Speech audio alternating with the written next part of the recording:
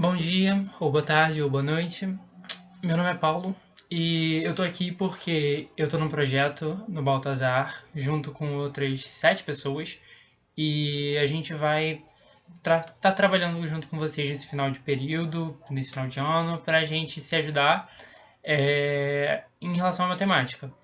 Porque a gente faz faculdade de licenciatura de matemática e a gente vai ajudar vocês em questões, o que seja lá que for.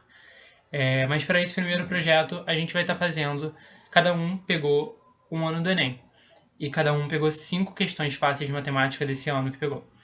E a gente vai resolver e a gente vai falar sobre. E espero que vocês vejam, espero que vocês gostem. E é isso. Eu peguei o ano de 2018 e eu separei essas 5 questões que eu julguei como fáceis, porque a gente sabe que Enem tem questão fácil, questão difícil e questão média. E que tem sempre aquelas continhas de valor e tal. E eu peguei essas 5 que eu julguei como se fossem fáceis e eu vou resolver elas com vocês. E eu vou falar um pouquinho sobre Enem também e sobre a interpretação de texto. E é isso. Espero que gostem. E é isso. Tá. Primeiro eu vou fazer a questão 143. Eu vou fazer naquela ordem que estava ali. Questão 143, a gente olhou e já viu que tem um gráfico. Provavelmente a gente vai ter que interpretar ele. Uma coisa que eu sempre faço, eu sempre fiz, é que Enem a gente não tem muito tempo. Então, uma forma de leitura que eu acho muito útil, eu acho muito prática, é você ir direto para a pergunta. Qual teria sido a cobertura dessa campanha no ano de 2014? Você já sabe mais ou menos o que você está procurando, sabe? Você já tem uma noção. Qual teria sido a cobertura dessa campanha no ano de 2014? Você sabe que está falando de alguma campanha, essas porcentagens aí são coberturas, e ele pergunta especificamente do ano de 2014. Se a gente olhar ali, o ano de 2014 não tem um dado, sabe? O ano de 2013 tem 67%. O ano de 2015 tem 59%. O ano de 2017 tem 61%. Mas de 2014 e de 2016 não. Então, ele não tem um dado do gráfico que ele quer. Vamos. Quando a gente faz isso, essa questão aí de ler essa pergunta final, não dá para não ler o texto em si. Então vamos voltar e ler o texto todo para a gente ter uma noção do que ele está falando, mesmo se for uma leitura mais rápida, para a gente poder fazer o que é necessário para a questão. A raiva é uma doença viral infecciosa, transmitida por mamíferos. A campanha nacional de vacinação antirrábica tem o objetivo de controlar a circulação do vírus da raiva canina e felina, prevenindo a raiva humana. O gráfico mostra a cobertura, porcentagem de vacinados, da campanha em cães nos anos de 2013, 2015 e 2017, no município de Belo Horizonte, em Minas Gerais. Os valores das coberturas dos anos de 2014 e 2016 não estão informados no gráfico e deseja-se estimá-los. Para tal, levou-se em consideração que a variação na cobertura de vacinação da campanha antirrábica nos períodos de 2013 a 2015 e de 2015 a 2017 deu-se de forma linear. O que isso significa? Esse gráfico aí é de uma campanha de vacinação e essas porcentagens são a quantidade de cães que foram vacinados. A gente não sabe de 2014, mas a gente sabe de 2013 e a gente sabe de 2015. E a gente sabe que 2014 fica exatamente no meio entre 2013 e 2015. Então o que a gente vai querer, como esse gráfico é linear, a gente vai querer esse ponto que fica aí nessa direção de 2014 no gráfico. Como o gráfico é linear, a gente pode fazer a média. Por que a média? Porque a gente tem o ano de 2013 e a gente tem o ano de 2015. A gente quer saber de 2014 e a gente sabe que isso não foi uma coisa totalmente aleatória, sabe? Não foram valores totalmente aleatórios, então não tem como saber de 2014. Ele falou que foi linear. Então a gente sabe que se aqui é 2013 e aqui é 2015, contrário, se aqui é 2013 e aqui é 2015, eu acho, aqui é 2014, que é o meio. Então a gente vai fazer a média. Eu já escrevi aí 67, que é de 2013, mais 59, que é de 2015, dividido por 2.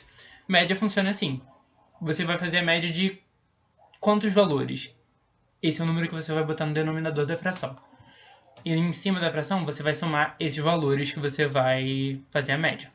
No caso, a gente só vai fazer a média de dois valores. O 67, de 2013, e o 59, de 2015.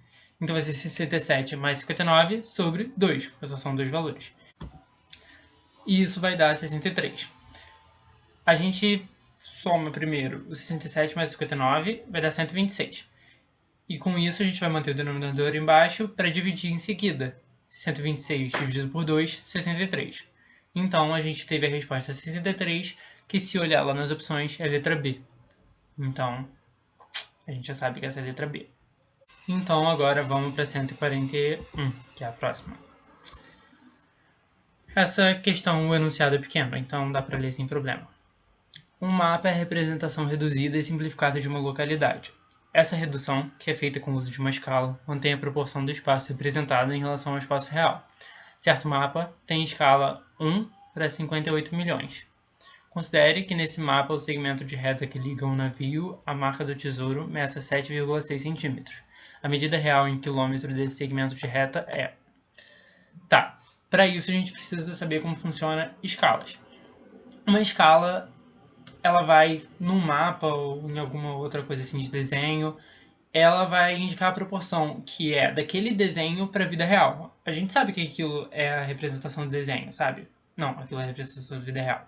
A gente sabe que aquele desenho é a representação da vida real. Então, quando a gente for desenhar ele, a gente precisa botar uma escala para ter uma noção da relação daquilo para a vida real, para ver como que é o tamanho daquilo. Nesse caso, a escala é de 1 para 58 milhões. Sempre que a gente tem uma escala, ela vai ser na mesma unidade de medida. Então, se você tem 1 metro no desenho, você vai ter 58 milhões de metros na vida real. Se você tem 1 centímetro no desenho, você vai ter 58 milhões de centímetros na vida real. Entendeu? Então vai ser sempre assim pelas medidas. No caso, ele fala que nesse mapa o segmento de reta que liga o navio à marca do tesouro mede 7,6 centímetros. Então eu montei aí essa relação. Se 1 centímetro é no desenho, 58 milhões de centímetros é na vida real. 7,6 centímetros de desenho são quantos na vida real? Se você fizer essa conta, você vai ter esse resultado aí, que vai aparecer agora.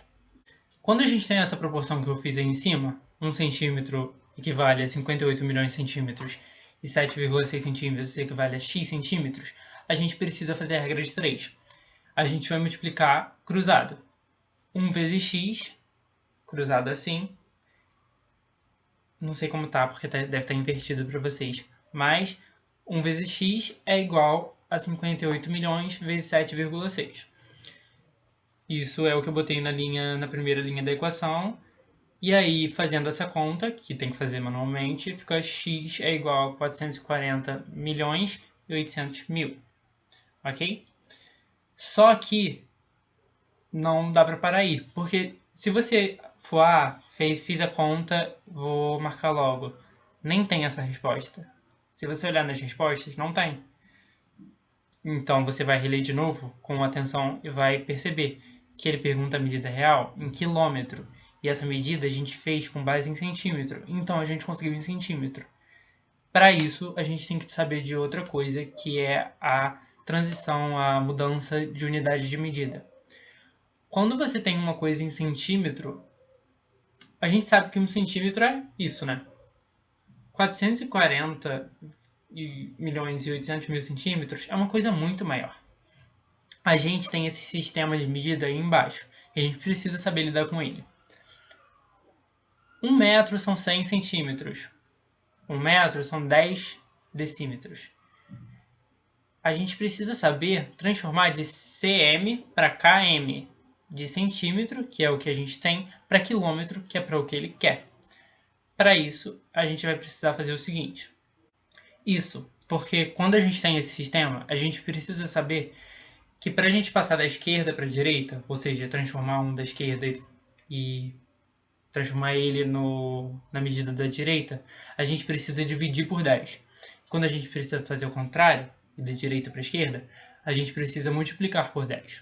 Então, a gente precisa ver quantos para a direita a gente vai de centímetro até quilômetro. 1, 2, 3, 4, 5. A gente vai 5 vezes. Então, a gente vai dividir por 10 5 vezes. Tranquilo? Como a gente sabe que dividir por 10 é a mesma coisa que cortar zero, a gente vai concluir que cortando 5 zeros da resposta que a gente tinha antes, a gente vai obter 1, 2, 3, 4, 5. 4.408, que é a letra A. Ok, então vamos para a próxima. A 139. A 139 ela fala de classificação de triângulo, mas vamos dar uma lida. O remo de assento deslizante é um esporte que faz uso de um barco e dois remos do mesmo tamanho. A figura mostra uma das posições de uma técnica chamada afastamento. Nessa posição, os dois remos se encontram no ponto A e essas outras extremidades estão indicadas pelos pontos B e C. Esses três pontos formam um triângulo ABC cujo ângulo BAC tem medida de 170 graus. O tipo de triângulo converge nos pontos A, B e C no momento em que o remador está nessa posição é... O que ele pergunta? Tipo de triângulo. Se a gente olhar as opções, a gente precisa reconhecer esses nomes de algum lugar.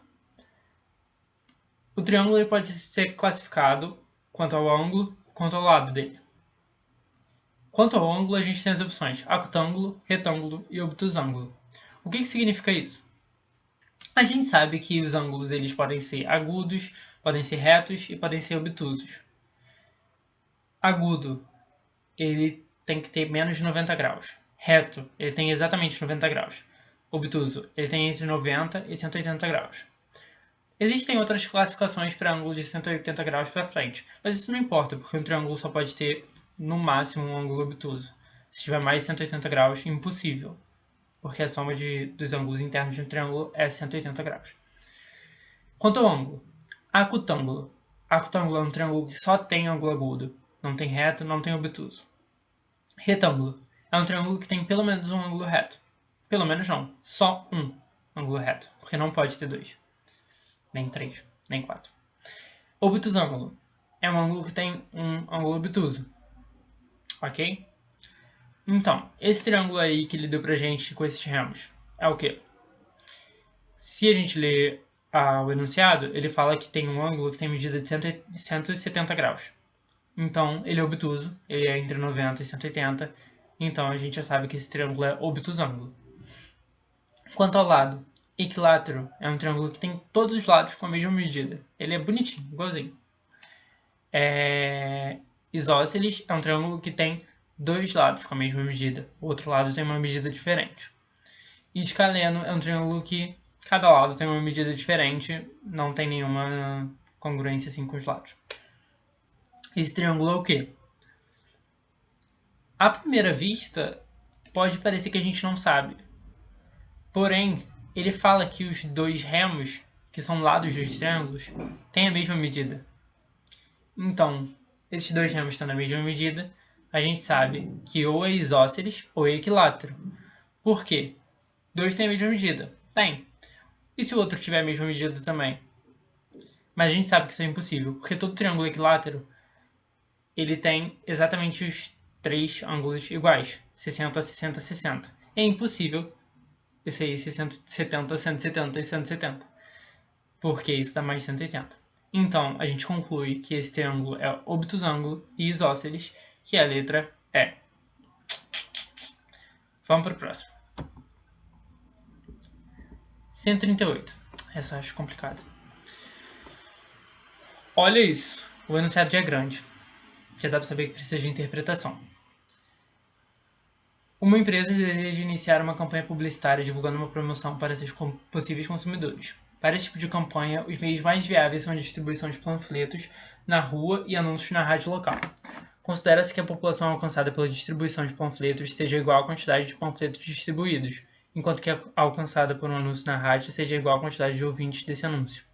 O custo de cada anúncio na rádio é de R$120. A estimativa é de que seja ouvido por 1.500 pessoas. Já a produção e a distribuição dos panfletos custam R$180 cada 1.000 unidades. Considerando que cada pessoa será alcançada por um único desses meios de divulgação, a empresa pretende investir em ambas as mídias. Considere X e Y os valores em real gastos em anúncios na rádio e com panfletos, respectivamente. O número de pessoas alcançadas pela campanha será dado pela expressão. Cara, quando você lê essa questão, é muita informação. E é muita informação, ainda mais que as respostas não são coisas exatas. Você tem Y e X no meio delas. Então dá uma dor de cabeça. Então esse é um tipo de questão que precisa ler mais de uma vez. Sabe? Não é uma questão que você vai ler uma vez e vai ficar, entendi, só fazer. Quando você lê mais de uma vez, você pode criar esse sistema que eu botei aqui, que eu acho que vai ficar fácil de entender.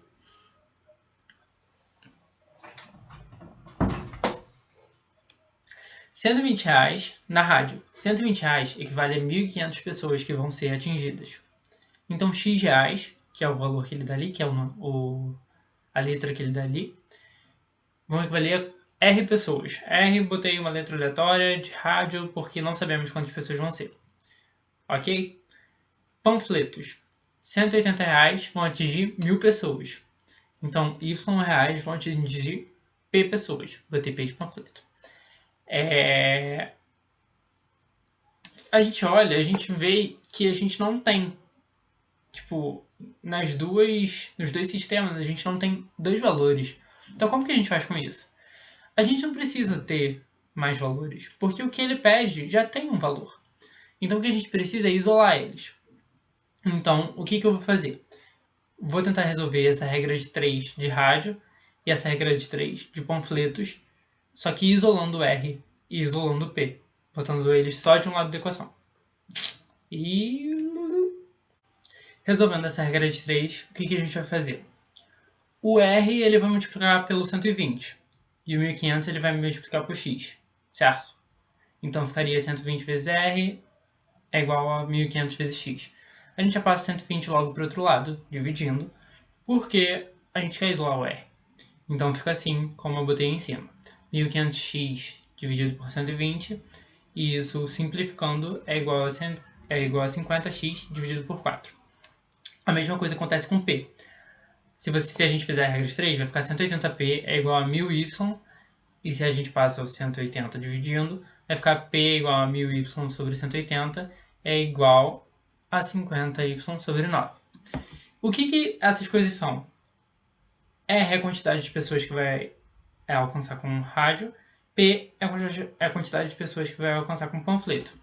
Se a gente olhar nas alternativas, se a gente olhar a pergunta, o que ele quer é um número de pessoas.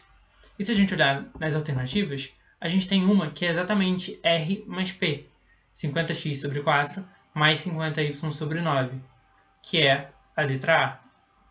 É isso que ele queria, basicamente. Por que a gente fez separado assim, uma coisa somando com a outra? Porque, por que uma pessoa não poderia ser alcançada pelas duas ao mesmo tempo? Ele deixou isso específico no texto, a gente tem que ler. Ele fala aqui, considerando que cada pessoa será alcançada por um único desses meios de divulgação. Entendeu? Então, era isso que a gente precisava fazer. Separar rádio, separar panfleto, isolar as coisas, conseguir trabalhar com uma incógnita, sabe? Sem ser só valores. E chegar nesse resultado. Então, é isso. 138 é a letra A. 147. De acordo com um relatório recente da Agência Internacional de Energia, o mercado de veículos... Muito chato, né? Então, a gente já viu que tem uma espécie de gráfico lá. É um gráfico meio diferente, mas é um gráfico. O que ele pergunta? A média anual do número de carros vendidos pela marca A nos anos representados no gráfico foi de... Ele quer a média anual, ou seja, vai ter que somar a quantidade de cada ano e dividir por 3, porque ali só tem 3 anos. Tranquilo? De acordo com um relatório recente da Agência Internacional de Energia, o mercado de veículos elétricos atingiu um novo marco em 2016, quando foram vendidos mais de 750 mil automóveis da categoria. Com isso, o total de carros elétricos vendidos no mundo alcançou a marca de 2 milhões de unidades desde que os primeiros modelos começaram a ser comercializados em 2011. Ui, falei muito, mas não quis dizer nada, porque aí não tem nenhuma informação importante. No Brasil, a expansão das vendas também se verifica. A marca A, por exemplo, expandiu suas vendas no ano de 2016, superando em 360 unidades as vendas de 2015, conforme representado no gráfico. O que ele disse aí pra gente? Que o ano de 2016 excedeu em 360 unidades as vendas de 2015. Esses carros, eles são usados para representar alguma coisa, sabe? Eles são usados para representar os valores. Cada carro equivale a uma quantidade de unidades representada aí. E a gente pode descobrir quanto cada carro vale por isso que ele acabou de falar. 2016 excedeu em 360 unidades 2015. Se a gente olhar o gráfico, 2016 excedeu em 3 carros 2015. Então, como eu fiz esse sistema aí, 3 carros vai equivaler a 360 unidades. Tranquilo? Então a gente faz uma regra de 3, onde 3 carros equivale a 360, e a gente quer descobrir quanto um carro vale. Então, olha aquilo lá que eu fiz na direita. X vezes 3 é igual a 360 vezes 1. Isso é a regra de 3. X é igual a 360 dividido por 3, x é igual a 120. Então 120 unidades é o equivalente a um carro nesse gráfico que ele fez. A gente sabe que cada carro significa 120. Por isso que eu fiz essa equação aqui na média. Eu falei que a gente ia ter que fazer a média, né? Então, 120 vezes 5. Por quê? Porque tem 5 carrinhos em 2016. Então a gente vai fazer 120 vezes cada um deles, né? Porque é cada um deles. Mais 120 vezes 2 é de 2015, mais 120 vezes 1, que é de 2014. Se a gente fizer isso, a gente vai obter o resultado, essa média, né, no caso, dividido por 3 no final. Então, fazendo vai dar o seguinte. Então, eu fiz as médias, multipliquei 120 por cada um deles, por cada número, deu 600, 240 e 120, somando dá 960 e dividido por 3 dá 320. 320, como a gente pode ver, é a letra D. Então a gente já tem um resultado para isso. E a gente concluiu as 5 questões. Vamos dar mais uma olhada lá em cima. Então foram essas as respostas: B, A, E, A e D. E se precisarem de alguma coisa, tentem entrar em contato. E provavelmente a gente vai se ver de novo. Então, tchau.